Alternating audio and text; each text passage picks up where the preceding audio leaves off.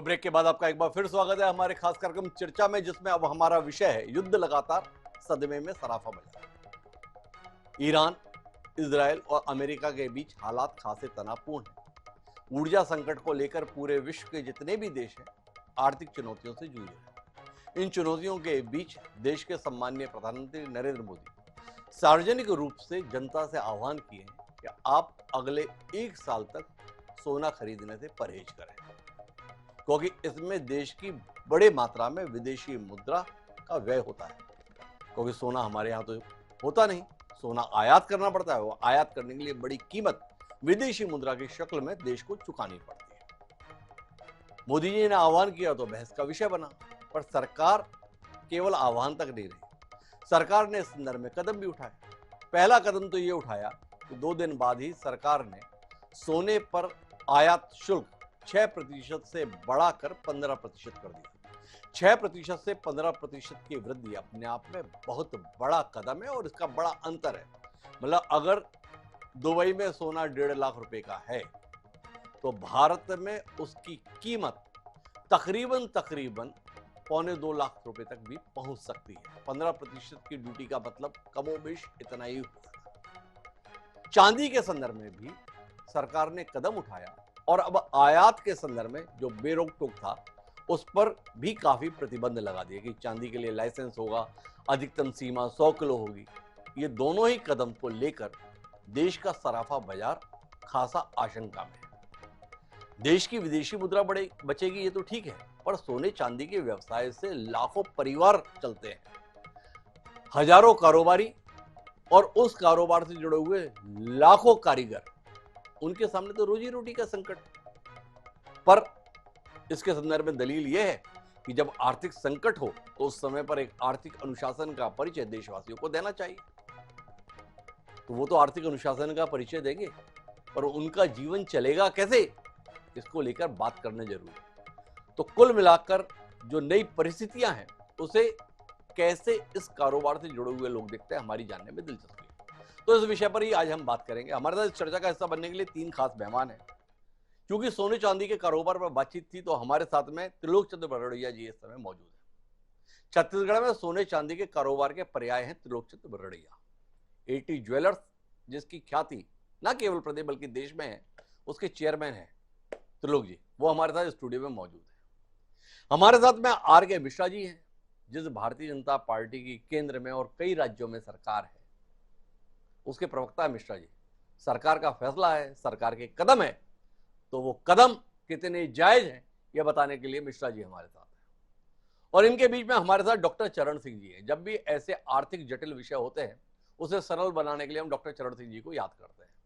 RBI के पूर्व chair professor हैं, जाने माने अर्थशास्त्री हैं, अंतर्राष्ट्रीय स्तर पर आर्थिक विषय के संदर्भ में उनकी विशेषज्ञता का लोहा सभी मानते हैं। ये उनकी उदारता रहती है कि वो हमारे साथ कार्यक्रम का हिस्सा बनते हैं। आपका खास तौर पर स्वागत है। खास बात यह है कि चरण सिंह जी ने हमारे कार्यक्रम में कहा था तकरीबन 2 हफ्ते पहले कि सरकार ने आह्वान किया है, आह्वान से नहीं होगा, सरकार को ड्यूटी बढ़ानी चाहिए। सरकार ने सुन ली। चरण सिंह जी ने आज कहा, अगले दिन सरकार ने ड्यूटी बढ़ा दी। तो आज देखें चरण सिंह जी क्या कहते हैं। पर चर्चा की शुरुआत हम त्रिलोक जी से करते हैं और त्रिलोक जी से जानना चाहते हैं कितना सहमे सहमे से हैं त्रिलोक भाई आप, कितना डरे डरे से हैं आप। आजकल सराफा बाजार में रौनक है या सन्नाटा है, किन हालात से गुजर रहे हैं आप? बहुत बहुत धन्यवाद हिमांशु जी। पहली बार तो मैं आपका इस अंक का भाग बन रहा हूँ। मैं अनूप चंद त्रिलोकचंद से सभी देशवासियों को यहाँ से नमस्कार करते हुए अपनी बात को ये रखता हूँ कि परम आदरणीय मुख्यमंत्री प्रधानमंत्री जी ने जो ये बात रखी कि सोना नहीं खरीदना चाहिए, इससे हम भी सहमत हैं। क्योंकि देश की आर्थिक स्थिति सबसे पहले सर्वोपरि है, देश सर्वोपरि है। लेकिन कुछ इसमें जटिलताएँ हैं, थोड़ी सी बातों में फ़र्क है। क्योंकि जो लोग ज्वेलरी के व्यापार में अपने पुराने ज्वेलरी लाते हैं, नए ज्वेलरी लेते हैं। हमारी परंपराएं हैं, लोग इसको अनेक तरीक़ों से यूज़ करते हुए आज तक अनादिकाल से जेवर के प्रति अट्रैक्शन रहा है, लेते हैं और ले रहे हैं। यह दुख सुख में मध्यम वर्गीय परिवारों के लिए दुख सुख में एक आशा रहती है उनके पास और एक सहयोग रहता है। तो इन सब चीज़ों के लेके अगर 1 साल के लिए हमारे प्रधानमंत्री जी जो बुलियन के बारे में जो उनका तात्पर्य, मेरा जो हम लोग को बुलियन एसोसिएशन ने जो समझा है कि उनका तात्पर्य जो कि सोना अननेसेसरी खरीदते हैं और अंदर चल देता है, उससे है। और जितनी ज़रूरत है, उन्होंने एक शब्द जरूर कहा है कि आवश्यकता अनुसार सिर्फ खरीदे, जिससे कि देश को फायदा होगा। तो कहीं ना कहीं बाजार कमज़ोर हुआ है, उनकी बातों को पूरा देश एक नज़र से देख रहा है और कई सारे जो इन्वेस्टर्स हैं वो ज़रूर इससे हतोत्साहित हुए हैं। और मेरा ये मानना था कि प्रधानमंत्री जी अगर एक शब्द वापस ये कहते हैं कि ज्वेलरी के लिए ये शब्द नहीं है, तो ज्वेलरी के व्यापार के जो आज करोड़ों लोग, चाहे वो छोटे सुनार हों, चाहे छोटे दुकानदार हों, चाहे हमारे पूरे स्टाफ बंधु हों, जिनका इतना बड़ा पूरा नेटवर्क पूरे हिंदुस्तान के अंदर है, अगर व्यापार नहीं होगा तो इस नेटवर्क का हमारे व्यापारी भाइयों को बहुत बड़ा नुकसान हो रहा है। तो इसे थोड़ा सी एक लूज करने की आवश्यकता है कि आप ज्वेलरी जरूर है लेकिन वो भी अपनी आवश्यकता के अनुसार लें, तो इससे देश की अर्थव्यवस्था भी सुधरेगी। अननेसेसरी जो सोना खरीद रहे हैं वो मतलब भी आपका बचेगा। आशय है त्रिलोक भाई कि जो ब्रिक्स के रूप में, बिस्किट के रूप में, ईंट के रूप में सोने का या चांदी का कारोबार करते थे और उसकी तेजी या मंदी के आधार पर अपना कारोबार चलाते थे, उसे रोकने की जरूरत है जो सोने के संदर्भ में। लेकिन जो पारंपरिक रस्मों के तहत हमारे यहाँ सोने का उपयोग होता है, अगर शादी है तो मंगलसूत्र पहनाना जाए या हमारे संस्कार में है, अगर इसके संदर्भ में भी लोग हिचकिचा गए तो दिक्कत ही दिक्कत है। क्या आपकी आशा ये है? बिल्कुल सही है हिमांशु जी, आपने बिल्कुल सही पकड़ा है बात को। मेरा आशय यही है कि हमारे हिंदू परंपराओं में अनादिकाल से ये चले आ रहा है, तो इसके ज्वेलरी के लिए वो भी अपने विवेक पे छोड़े जाए कि कम से कम खरीदें। हम देश की जनता पूरी अक्लमंद है और मोदी जी के साथ में है, वो जान रही है कि उनका हर कदम देश के लिए पूरे समर्पित रहता है। तो हम भी सब व्यापारी बंधु हम चाहते हैं कि ये देश के हम सहभागी बने और अच्छे से अच्छे हमारे देश को उन्नति की ओर ले जाए। तो मिश्रा जी हमारे साथ में हैं, ज्वेलरी कारोबार से जुड़े हुए हैं, अनूपचंद त्रिलोकचंद के प्रमुख त्रिलोकचंद बरड़िया। उनका कहना है कि भाई प्रधानमंत्री जी के आह्वान के साथ तो हम सभी खड़े हैं, पर यह आह्वान लाखों लोगों की रोजी रोटी पर सवाल खड़ा कर सकता है। मिश्रा जी, आप तक भी ये बात तो पहुंची होगी देश भर से, जन नेता हैं आप, या इस समय जन भावनाओं को सुनने से इनकार किया हुआ है? कुछ नजरिया आपका? हिमांशु जी देखिए, ये जो सरकार है केवल जनता की ही आवाज सुनती है, ये अपनी आवाज तो कहती ही नहीं, ये तो केवल जनता की आवाज सुनती है। और निश्चित तौर पर हम लोगों ने देखा है जिस तरह से अभी ग्लोबल सिचुएशन है, जिस तरह का एक दबाव है, खास करके विश्व के अनेक देशों, चाहे विकसित देश हो, विकासशील देश हो, हमने देखा बड़े बड़े विकसित देश, चाहे वो अमेरिका हो, इंग्लैंड हो, फ्रांस हो, रूस हो, चाइना हो, हर के ऊपर में जिस तरह से एक प्रेशर है, एक दबाव है, मुझे लगता है जो कि हम सबको इस दबाव को महसूस भी कर रहे हैं और निश्चित तौर पर जो जनता की आवाज है उसको भी हम सुन रहे हैं। प्रधानमंत्री जी का जो आह्वान है वो कहीं ना कहीं मुझे लगता है जो कि जब देश के ऊपर में आर्थिक ऐसा दबाव आए, और मुझे लगता है जो कि एक चीज यहाँ पर हिमांशु जी जोड़ना चाहूंगा, क्योंकि देश की जो अर्थव्यवस्था है वो आप देखेंगे, चाहे वो फॉरेन जो रिजर्व होता है, फॉरेन करेंसी का जो रिजर्व होता है उसके ऊपर में भी निर्भर करता है। जैसे हम लोग देख रहे हैं जो कि हमारे पास कोई खदान तो है नहीं, सोने या चांदी के खदान तो है नहीं, तो हम लोगों को बाहर से इंपोर्ट करना पड़ता है, आयात करना पड़ता है। और दूसरी तरफ ये भी है जो कि जिस तरह से रुपया के ऊपर में भी प्रेशर है, बाजार के ऊपर में प्रेशर है, क्रूड ऑयल का जिस तरह से सिचुएशन है वो हम सब देख रहे हैं। तो ये एक सिचुएशन जो है सो एक सार्वजनिक एक समस्याएं इस देश के ऊपर में ही नहीं बल्कि विश्व के अनेक देशों के ऊपर में आ गया है। प्रधानमंत्री जी का आह्वान केवल इतना है जो कि हम इस चीज को जहां तक कोशिश हो इसको घटाया जाए, जिससे हमारा जो फॉरेन रिजर्व है वो कम से कम संरक्षित रहे। रुकिए मिश्रा जी, मामला इतना सरल नहीं है कि वो फॉरेन रिजर्व बचाना है इसलिए सोना खरीदना बंद कर दो। आपकी जानकारी के लिए कुछ आंकड़े देता हूं। 144 करोड़ की आबादी है। जेम्स एंड ज्वेलरी बिजनेस से सीधे तौर पर जुड़े हुए 50 लाख लोग हैं। परिवारों के आधार पर बात कर ले, छोटे कारीगर, छोटे सुनार, इन सबको जोड़ ले, कुल आबादी 3 करोड़ लोगों की हो जाती है जो इस धंधे के साथ जुड़े हुए हैं। देश की जीडीपी के संदर्भ में अनुमान है कि 5 से 7% का योगदान सोने चांदी के कारोबार का है। एक आह्वान 3 करोड़ लोगों के 1 साल तक के जीवन यापन का संकट पैदा कर रहा है। देश की जीडीपी में 5 से 7% के योगदान पर प्रश्न चिन्ह ला रहा है। सरकार ने आह्वान तो कर दिया विदेशी मुद्रा बचाने के लिए, लेकिन इन 3 करोड़ लोगों को सरकार की तरफ से फिर क्या मिल रहा है? सरकार उन्हें कौन सी सहूलियत देने वाली है? सरकार उनके साथ किस तरीके से खड़े होने वाली है? मिश्रा जी, इसके संदर्भ में स्पष्टता नहीं आनी चाहिए? हाँ हाँ, बिल्कुल ठीक कह रहे हैं आप हिमांशु जी, बिल्कुल सही कह रहे हैं। मैं आपके इन प्रश्नों के साथ खड़ा हूं।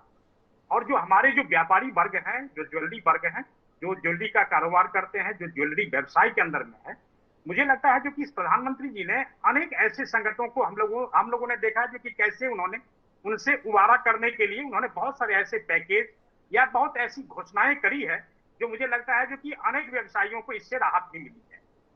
प्रधानमंत्री जी का आह्वान बिल्कुल मुझे लगता है जो कि कहीं ना कहीं एक प्रत्यक्ष रूप से एक दबाव जरूर हुआ है इस व्यवसाय के ऊपर में, लेकिन प्रधानमंत्री जी की अगर नजर में इस चीज को है तो मुझे आशा है जो इसके ऊपर में भी उनका ध्यान जरूर गया होगा, क्योंकि 1 साल के अंदर में अगर 1 साल के अंदर में व्यवसाय का अगर कारोबार अगर इस व्यवसाय का कारोबार अगर घटता है तो मुझे लगता है जो कि बहुत जरूर लगता है जो कि, लेकिन हम सबको हम लोगों ने देखा है जो किस तरह से आज ही नहीं बल्कि इस तरह के संकट पूर्व में भी इतिहास में भी है, जैसे चाहे वो मनमोहन सिंह जी के समय का हो, चाहे आपने देखा होगा जो कि पूर्व की कांग्रेस सरकार यूपीए गवर्नमेंट रही है उस समय में भी, तो इस तरह के आह्वान हुए हैं और हमें लगता है जनता उस आह्वान के साथ खड़ी मिली है। ऐसा नहीं है जो कि आह्वान के साथ खड़ी हुई है, पर मिश्रा जी थोड़ा द्वंद्व में है। उन्हें लगता है कि हम जो सवाल उठा रहे हैं वो है जायज, सरकार को आने वाले समय में इसका उत्तर देना चाहिए, पर पार्टी के प्रति उनकी प्रतिबद्धता है, मोदी जी के प्रति उनका लगाव है, उन्होंने कुछ बात कह दी है तो उसके साथ खड़े रहना मिश्र जी की बाध्यता है। लेकिन चरण सिंह जी के पास में शायद समाधान भी हो, और मेरे पास चरण सिंह जी से करने के लिए सवाल भी कुछ अलग है। चरण सिंह जी, अतीत में अनुभव ये रहा है कि जब कभी दुनिया में सोने के दाम में और भारत में सोने के दाम में अगर बड़ा अंतर रहता है, यही ड्यूटी के हेर फेर से, तो उससे विदेशी मुद्रा कैसे बचती है पता नहीं, पर सोने की तस्करी ठीक ठाक बढ़ जाती है क्योंकि अंतर बड़ा है। तो कुल मिला के हवाला का कारोबार हो या दुबई के रास्ते से सोने का कारोबार हो, ये जरूर बढ़ जाता है। आप तो दोनों प्रकार की इकोनॉमी के बड़े अध्येता हैं, क्या कहते हैं? हमने ड्यूटी बढ़ाकर प्रत्यक्ष रूप से तो अंकुश लगाने की कोशिश कर ली, और एक दूसरा चैनल तो नहीं खोल लिया कि एक बार लोगों को नए सिरे से धंधा मिल जाएगा, चलो और कोई काम नहीं है, सोने का ही यहाँ से वहाँ का काम शुरू कर देते हैं, काम ठीक चल जाएगा। दो बातें मैं कहनी चाहूंगा। सबसे पहली बात, ये ड्यूटी लगाना बिल्कुल ठीक था और यही ऐसे ही होना चाहिए था। और अगर आप याद करें, अक्टूबर 2012 से दिसंबर 2012 में भी बिल्कुल इसी तरीके की परिस्थिति बन गई थी और बहुत हैवी ड्यूटी लगाई गई थी और करंट अकाउंट डेफिसिट को कंट्रोल में ले आए थे। तो सोना जो है, ये इतना ज्यादा आयात जब हो जाता है तो देश के फॉरेन एक्सचेंज रिजर्व्स पे, बैलेंस ऑफ पेमेंट्स पे प्रेशर डालता है। तो सबसे बढ़िया तरीका यही था और ये लाजमी था, ठीक किया गया है। आपकी जो दूसरी बात है, क्या अभी क्योंकि प्राइसेस में अंतर आ रहा है, हमने इंपोर्ट ड्यूटीज लगाई और हमारे यहाँ पे प्राइसेस थोड़े कम हो गए, तो क्या अभी हवाला शुरू हो जाएगा? अभी जब हवाला बहुत जोरों से चलता था, आज से 10-12 साल पहले, उस टाइम पे हमारे आर्टिफिशियल इंटेलिजेंस और हमारे जो टेक्निक्स थे, जीएसटी के अपने जो रूल्स थे, वो थोड़े अलग थे। अभी हवाला करना उतना आसान नहीं होगा जो पहले होता था। और जीएसटी क्योंकि अच्छी तरह लागू हुआ है, जीएसटी से देखो, मैं पूरे माफी के साथ आपको रोकता हूँ चरण सिंह साहब। क्या है, आप तो पढ़ने लिखने वाले आदमी हैं, आर्थिक तौर पर जो रिसर्च आती है, जर्नल्स आते हैं, उसमें आप समय लगाए रहते हैं।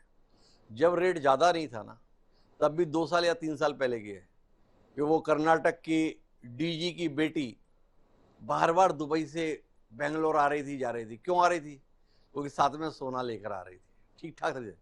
जब अंतर ज़्यादा नहीं था तब भी कोशिशें ऐसी चल रही थी, और कई कोशिशों के बाद उसे पकड़ पाए हम लोग। तो अब तो अंतर बहुत ज़्यादा है। तो आप नहीं मानते कि एक चुनौती है खुफिया एजेंसियों के लिए, एक चुनौती है सरकार के लिए, एक चुनौती है विदेशी मुद्रा के खजाने के लिए? चुनौती है, ये भी मैं मानता हूं, और सबको सतर्क रहना पड़ेगा, इसमें दो राय नहीं है। पर जो आप वो कर्नाटका का केस बता रहे हैं, आज मैं बेंगलोर में ही बैठा हुआ हूँ, जो आप कर्नाटका का केस बता रहे हैं, हाँ वो ऐसे कभी कभी हो जाता है, 1 in a million टाइप की बात है, उससे ज्यादा मुझे टेंशन नहीं है। पर एक बात और मैं कहनी चाहूंगा, देखिए देश में 34,000 टन सोना है, पूरी दुनिया में 2,60,000 टन के करीब सोना है, उसमें से 34,000 टन हमारे देश में 16 से 17% है। अब गोल्ड लोन्स काफी लोग देते हैं, बैंक भी देते हैं, गोल्ड एनबीएफसी भी देते हैं, रिजर्व बैंक के पास भी सोना पड़ा हुआ है, मंदिरों में भी सोना पड़ा है।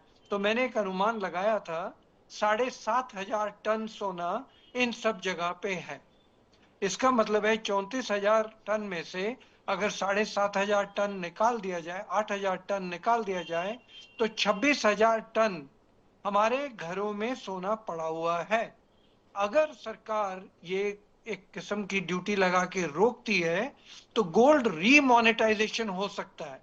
जैसे ना अभी अभी कह रहे थे कि हमारे यहाँ तो बहुत परंपराएं हैं, सोने के बिना शादी नहीं हो सकती, बच्चे का जन्म, ये कितनी चीजों में परंपरा है, तो उसमें बाधा आएगा। ऐसी कोई बात नहीं है। 26,000 टन देश के अंदर सोना घरों में, लॉकर्स में आराम से पड़ा हुआ है, वो रिसाइकल हो सकता है। अगर वो रिसाइकल हो जाए तो आप देखेंगे ये अरे परंपराएं रिसाइकल तो तब होगा ना जब देश की एजेंसियां छोड़ेंगी। आदमी तो बाहर निकालने में भी डरता है। तो आप मानते हैं कि सरकार के स्तर पर ऐसा कोई फैसला भी होना चाहिए कि आपके सोने पर हमारी दृष्टि नहीं पड़ेगी, आप अपने सोने से जो करना है कर लो। लोग तो इस दहशत में ही अपना सोना नहीं निकालते चरण सिंह साहब। नहीं नहीं, सोना कईयों के लॉकर में पड़ा हुआ है, और अगर वो निकाल के अपने बच्चे के जन्म पे, शादी पे यूज करेंगे तो कौन नजर कौन रखता है? नजर मुझे करेगा? लगता है वो ज्यादा डर की बात नहीं है, पर वो गोल्ड मोनेटाइजेशन करना जरूरी होगा। नहीं नहीं चरण सिंह साहब, मेरा ये जानना था कि बीच में सरकार स्कीम लेके आती है ना कि आप अपना धन घोषित कर दो वन टाइम, तो आपको एक नॉमिनल चार्जेस के साथ में हम कंसीडर कर लेंगे, कोई जांच वाच आपके खिलाफ नहीं होगी। क्या आप नहीं मानते ये सही समय है कि लोग अपने सोने को सार्वजनिक कर दे, सरकार के सामने जाहिर कर दे कि मेरे पास 2 किलो है, मेरे पास 5 किलो है, और नॉमिनल सी ड्यूटी लेके सरकार उसको रेगुलराइज कर दे? क्या कहते हैं ऐसी पॉलिसी के संदर्भ में? कोई जरूरत नहीं है। लोगों के अपने घरों में भी सोना है, शादियों में पिछले परिवारों से, जनरेशन से चल रहा है, लॉकर्स में है, वो निकाल के सुनियार के पास जा सकते हैं, उसको एक बात बताओ रीमोनेटाइज। चरण सिंह साहब, ये बड़े लोगों के संदर्भ में इतनी बड़ी बड़ी स्कीम आ जाती है, उसके संदर्भ में तो आप लोग समर्थन में रहते हो कि हाँ ऐसा होना चाहिए, वन टाइम सेटलमेंट हो जाना चाहिए। अब एक आम आदमी के संदर्भ में 100, 200, 500, 1000 ग्राम सोने के संदर्भ में हमने सुझाव दिया तो आप इंकार करने लगे, नहीं नहीं इसकी जरूरत नहीं है। ये सारी जरूरतें बड़े लोगों के संदर्भ में क्यों रहती है? कारण ये है कि अगर आप परिवारों में देखें, किसी परिवार में 100 ग्राम सोना होगा, किसी में 200 ग्राम होगा। इतने छोटा सोने की जो पैमाना है, इतना छोटा गोल्ड क्वांटिटी हर परिवार में है। आप जानते हैं कि हमारे देश में हर परिवार में थोड़ा सोना होगा ही होगा। अब उतने छोटे सोने के लिए सरकार अपनी कोई ऐसी कि मैं आपकी तरफ नहीं देख रहा हूँ, जरूरत भी नहीं है, और वो किसी कोई लाभ भी नहीं होगा। जिन लोगों के लॉकर में पड़ा हुआ है, जो आमदनी लोग हैं या जिनके बिजनेस है, उनके लॉकर में पड़ा हुआ है, उनके पास पड़ा हुआ है, वो उठा के अपने सुनियार से जाके उसको रीमोनेटाइज करा के जेवर बनवा सकते हैं। जो तो परंपरा है वो चरण सिंह पूरी जी का कर। कहना है कि सोने को तब्दील करने का समय आ गया है, इस अवसर का लाभ उठाइए, पुराने डिजाइन को छोड़िए, नए डिजाइन पे जाइए। नहीं, क्या कह रहे हैं ध्रुव भाई? चरण सिंह जी तो चरण सिंह आपके जो है जी, बिजनेस प्रमोशन के लिए आइडिया दे रहे हैं। चरण सिंह जी ने जो बहुत बढ़िया आइडिया दिया है, मैं भी इस बात से सहमत हूँ उनके, क्योंकि अनूप चंद तिलोकचंद ने लगातार ये कार्य किया है कि आप अपने, मोदी जी ने कहीं ये नहीं कहा है कि आप सोना ना खरीदें, जेवर ना पहने। उन्होंने कहा है मितव्ययता बरतें, और जैसा कि अपने देश के लिए है, हम अपने पुराने सोने को रिसाइकल करें, ज़्यादा से ज़्यादा इसको यूज़ करें, और जहाँ जितनी कम से कम आवश्यकता हो जेवर के लिए उसमें यूज़ करें। लेकिन बुलियन जो है उसको रोक लें, अभी कम से कम साल 2 साल भर तक आप कम से कम चाहते हैं कि उसमें इन्वेस्टमेंट रुक जाए, तो इससे कोई व्यापारियों का भी काम चलेगा, देश का भी काम चलेगा, और मोदी जी की बातों को जो है उन्हें बल भी मिलेगा, क्योंकि मोदी जी ने कहीं ये नहीं कहा कि जेवर ना खरीदें, जेवर मितव्ययता से खरीदें। तो अच्छा हमारा भी एक बात बताओ तो लोग, लेकिन 15% ड्यूटी लग जी गई, जी 15% आपके धंधे पे कितने बड़ी चोट है भाई, बुलियन पे लगे ना 15%। अब ज्वेलरी के संदर्भ में 15% ड्यूटी के साथ में ऊपर से आपकी 10 से 12% मेकिंग रहनी है, कितना बड़ा खतरा है। एक बिल्कुल सवाल। बिल्कुल सही है। दूसरा आपसे जानना है कि मिलावट की आशंका कितनी बढ़ गई। नहीं, जितनी बड़ी कीमत, मिलावट के संदर्भ में मुनाफा उतना ज्यादा। देखिए लो भाई, कितनी बड़ी चुनौती है अब आपको अपने पेशे में ईमानदारी बनाए रखने के लिए। हिमांशु भैया, इसमें बहुत अपने जो कह रहे हैं वो चीज़ अभी इस लेवल पे होना नहीं है। कई सारे जो डॉक्यूमेंट्स हैं, आजकल के जीएसटी के डॉक्यूमेंट्स है, एचओआईडी के डॉक्यूमेंट्स है, तो अच्छे दुकानदार जो बड़े लेवल पे जो काम करते हैं उनको इस प्रकार की किसी भी प्रकार की तकलीफ़ों से नहीं होगा, ये तो पक्का है। क्वालिटी ये हो सकता है कि जहाँ 20 कैरेट का माल जो है 22 कैरेट का है तो हॉलमार्किंग 20 में भी होती है, 18 में भी होती है, 14 में भी होती है और 9 में भी चालू हो गया। परसेंटेज कम हो गया, लेकिन उसको कस्टमर को बता के दिया जाता है सामान। पूरे हिंदुस्तान के हमारे व्यापारी भाई, कुछ जगहों पे जो हो सकता है कि अपवाद तो सब जगह हैं, छोटे गाँव में छोटी जगहों पर हो सकता है ये जो आप कह रहे हैं, लेकिन जहाँ पूरे देश के अंदर अगर 15% जो ड्यूटी लगी है, एक रूपता हो जरूर हो गई है पूरे देश के अंदर रेट की, तो लेकिन तकलीफ यही है कि हमारे जो कस्टमर है उनको अननेसेसरी 9% करीब एक्स्ट्रा देना पड़ रहा है। और जो आप कह रहे हैं कि चैनल, उसमें कहीं अतिशयोक्ति नहीं है, उस चैनल का भी उपयोग होगा। और लोग, क्योंकि बहुत बड़ा एक अमाउंट होता है, 1 किलो के पीछे आपको 20-20 लाख रुपए का डिफरेंस अगर आना है तो सेकंड चैनल जरूर चालू हो जाएगी, इसमें हमें भी शंका है। और इसके सरकार भी जो अपने अपने तंत्र है उसको कठोर करे, जिससे कि हमारा व्यापार तो रिटेल व्यापार में किसी प्रकार की तकलीफ ना हो। हमारे मोदी जी से सिर्फ एक ही आशा है कि वह सिर्फ ये कहे, जैसा कि अभी चरण जी साहब ने कहा, मिसाई जी ने कहा, कि मोदी जी ने ये कतई नहीं कहा कि आप ज्वेलरी ना पहने। हमारे यही है कि ज्वेलरी जरूर लें, लेकिन अपने पुराने सोने को यूज़ करें एवं अपने जितनी कम से कम आवश्यकता उतनी ज्वेलरी खरीदे। बुलियन का बिल्कुल अभी निषेध रखें। तो मिश्रा जी, कुल मिलाकर बड़ी उम्मीदों के साथ में त्रिलोक जी और त्रिलोक जी के साथ सारे ज्वेलरी के कारोबार से जुड़े हुए लोग आपकी ओर देख रहे हैं। भाई, प्रधानमंत्री जी ने बोल दिया, प्रधानमंत्री जी का बोले का सम्मान है, और सम्मान नहीं करेंगे तो कीमत बड़ी चुकानी पड़ जाएगी। बड़े लोग हैं ना। पर क्या आप मानते हैं कि वो चाह रहे हैं कि भाई थोड़ी स्पष्टता ला दो, ईंट नहीं खरीदे, सिक्के ना खरीदे, और भाई झुमके, बिंदिया, कंगन, पायल, इसको तो कम से कम जिंदगी में बने रहने दो। आपसे बात पहुंच जाएगी जिम्मेदार लोगों तक। आप अब एक चीज है हिमांशु जी, आप जैसे बुद्धिमान पत्रकार के साथ बैठ करके हमारा ज्ञानवर्धन ही होता है। और जैसे अभी चरण सिंह जी ने कहा, अभी चाहे त्रिलोक जी ने कहा, मैं बिल्कुल आप लोगों ने जैसे कहा, निश्चित तौर पर मुझे लगता है जो कि यहाँ पर चरण सिंह साहब ने जो सुझाव दिए हैं वो भी एक बहुत बड़ा फैक्टर है। लेकिन हमें लगता है जो कि जो ग्लोबल सिचुएशन है वो हम सबको समझना पड़ेगा, तभी जाकर के ऐसी स्थिति से हम लोग उबर सकते हैं। आपने या हमने सबने देखा है जो कि किस तरह से विकसित देशों के ऊपर में जो दबाव है, उसके बावजूद भी हम लोग, अगर पेट्रोल डीजल के दाम अगर 3 रुपए बढ़े हैं या 87 पैसे बढ़े हैं, तो मुझे लगता है जो कि जनता के लिए मोदी जी क्या सोचते हैं, ये उनके विजन के ऊपर में मुझे लगता है जो कि अब इसको स्पष्ट और करने की आवश्यकता ही नहीं है। जनता के साथ खड़े हैं, कारोबारियों के साथ खड़े हैं, व्यवसायियों के साथ खड़े हैं, इसमें कहीं कोई दो मत नहीं है। उनका जो आह्वान है देश की अर्थव्यवस्था और थोड़ा पीछे ना चला जाए, उसको मेंटेन करने के लिए उन्होंने ये आह्वान किया है। उन्होंने ये नहीं कहा, आपने जैसे कहा कि भाई बिछिया को छोड़ दो, मंगलसूत्र को छोड़ दो, पायल को छोड़ दो, तो मैं आपके साथ खड़ा हूं। निश्चित तौर पर मुझे लगता है जो कि ऐसे हमारे प्रधानमंत्री नहीं है। प्रधानमंत्री जी जो है बिल्कुल जनता के साथ। प्रधानमंत्री जी ऐसे नहीं, ये तो हम सभी मान रहे हैं, पर बयान में स्पष्टता ला दो ना भाई। प्रधानमंत्री का इकबाल है, ये मोदी सरकार है। अगर मोदी जी ने मंच से कह दिया सोना ना खरीदें, तो इसका मतलब ये नहीं है बिस्किट ना खरीदें, हम बिछिया भी ना खरीदेंगे और हम बिछिया भी ना बेचेंगे। वो तो गनीमत समझो। मोदी जी ने ये कहा कि ना खरीदें। अगर मोदी जी ने कह दिया होता कि ना बेचें, तो लोग भाई तो अपनी दुकान पर शटर भी बंद कर दिए होते। आप बात को समझो मिश्रा जी। नहीं, बिल्कुल सही कहा आपने हिमांशु जी। मैं बिल्कुल सरकार ने ऐसी कोई बाध्यता नहीं की है जो कि आप सोना खरीदे ही नहीं, बल्कि सोना खरीदे उसका एक सीमित मात्रा में खरीदें, जिससे आपके फॉरेन एक्सचेंज के ऊपर में दबाव कम हो, आपके जो रुपये की जो स्थिति है उसमें थोड़ा मजबूती मिले। और मुझे लगता है जो कि ये हमारी जनता देश की सरकार के साथ खड़ी है, चाहे वो त्रिलोक जी हों, चाहे हमारे चरण सिंह जी हों, सबको, आप भी बिल्कुल खड़े हैं और इसमें कहीं कोई दुमत इसमें नहीं कोई है। शंका की बात नहीं। मिश्रा जी हैं साथ में हैं तो लोग जी थोड़ी हिम्मत रखिए, आने वाले समय में समाधान मिलेगा। लेकिन मैं चरण सिंह जी एक आखिरी सवाल आपके पास लेकर आता हूं।